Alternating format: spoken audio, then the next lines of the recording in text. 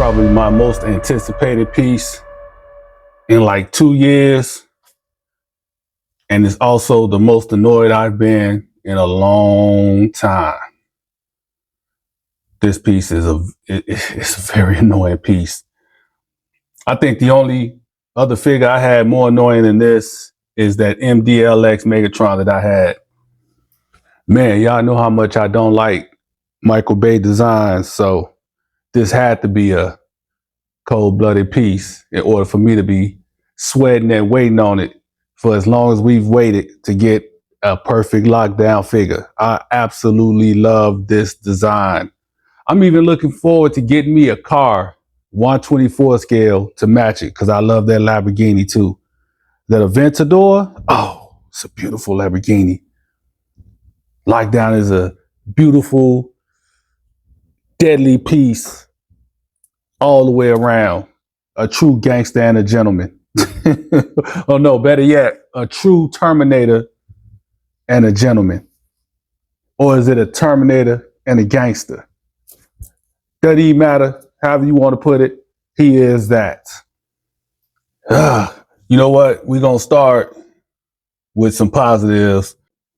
So the positives: excellent sculpting, as always. Threezero, you know, you can always count on them for sculpt work. It feels great in hand. Weathering and paint looks unbelievable. I mean, it's immaculate, incredible. Just it's a gorgeous piece all the way around. Perfect for the museum in more ways than one. Shoot, but we'll get to that though. Really captures the likeness of the character from off the screen. You see this piece, you definitely see Lockdown without a shadow of a doubt. They nailed every intricate detail. I love it. I've always loved the way the lights looked on the back, the way the mirrors or the windows look on his back, or not the lights on his calves. The little, little glimpses of the lights in the front, little touch of orange paint, the gold, just all that is just spectacular. So it's a great display piece.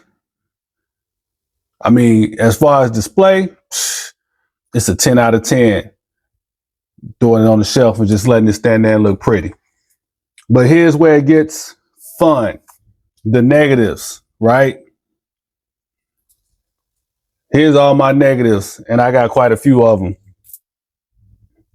Pieces falling off. I mean, it's a common theme for this figure as I was manipulating it. I mean, I'm talking pieces from the back, shoulder blade piece, to the forearm piece. Just pieces falling off. And what's so messed up? Well, I expand on that in a minute. It's not a lot of room to pose his head. Like, his head articulation is limited. Trying to go back on it. Let me show y'all what I'm talking about. And as y'all can see, I was trying to pose them around. But you look at the head, and it's probably not their fault. It's the design of the character. But you got all this back here in the way. It's a little bit flexible right here. They got that little flex, but it's not enough. And I love the way the back of his head looks. That's dope. But that's as far back as you go on with the head, which you can see is not a lot. Got a nice little amount down. And you got no rotation on that bad boy. This is as much as you gonna get right here. That's it.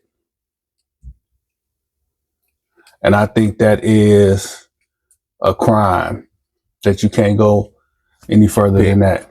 But I'm a Threezero fan, so I expect a lot from them because they supposed to be the creme de la creme. So, yeah. And the next thing is Threezero pieces, even with some lack of articulation in his head, for the most part, they are highly posable. This figure is highly posable and it's hefty, got a little weight to it, but it's delicate ASF. delicate. Like I feel like I'm gonna break something just trying to move things around. It's overly tight, which I talked about that before in another video, how they just make their stuff like so overly tight. And the problem with that is it wouldn't be so bad if you had places to put your hands, but there's nowhere to really put your fingers and your hands when you're trying to move things like his leg and his arms, because you're pressing down on other stuff, and that other stuff, those pieces be popping off. And some of them are a pain in the butt to pop back on. They on like these little baby-sized ball joints, and you pop them off, it's hard to pop them back on.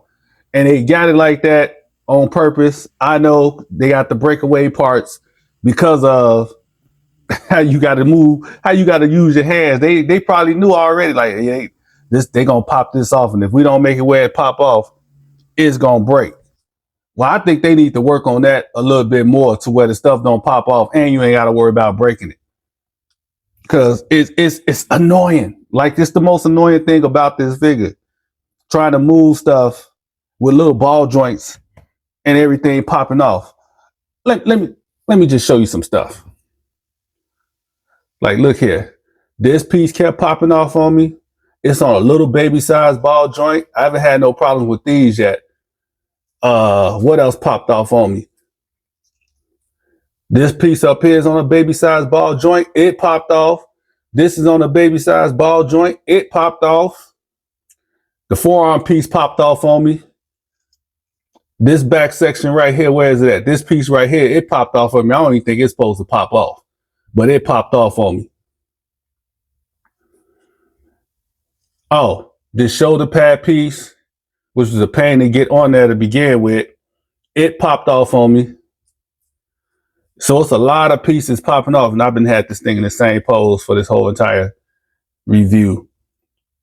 But some of my B-roll is going to be different poses or whatever, so we're just going to ignore this. But my point is, it's hard to move stuff around because there's really no place to put your hands. You got some overly tight joints, which makes it even worse. And then you got a lot of stuff that's going to be popping off on you. So you're going to be putting stuff back on once you get them in the pose he's in. So you better have like a spudger handy to hold those pieces in place while you press down on them to pop the piece back on the baby-sized ball joint. So it's cool, but when you're moving them around, you're going to hit something, knock something off, or worse, probably break something. This figure right here, and sadly to say, a lot of Threezero figures, at least with the Bayverse, that's a big part of it too, because it's got like a lot of intricate pieces and parts, and they try to capture all of that. They try to give you every intricate detail that you get on these overly complicated Bayformers. But these are pretty much made for you to put them in a pose, get it how you want it, and then leave them where they're at on the shelf. Not for you to be playing with. No playability at all for these things. It's pretty much like that old commercial. You got to set it and forget it. That's if you followed all the instructional material. Now, this other thing, this might be a baby nitpick, and it's probably just me, but I don't like the way this section right here was painted. Looked like it was done with a Sharpie.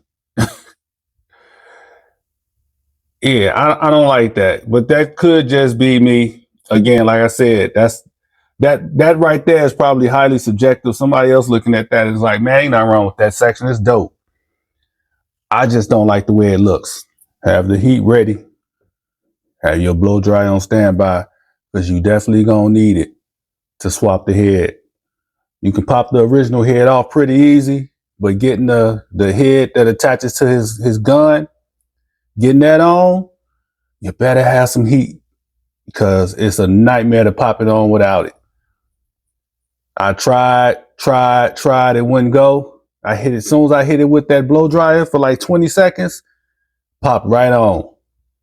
Now, I don't know how easy it's going to pop back off, but we got it on. But that's it, man. That's it. That's all my negatives and my positives. Other than that, it's a damn good looking piece. A lot of accessories, even without the exclusive pieces that I didn't get. So I'm about to do what I said earlier. I'm about to pose it, set it, and forget it.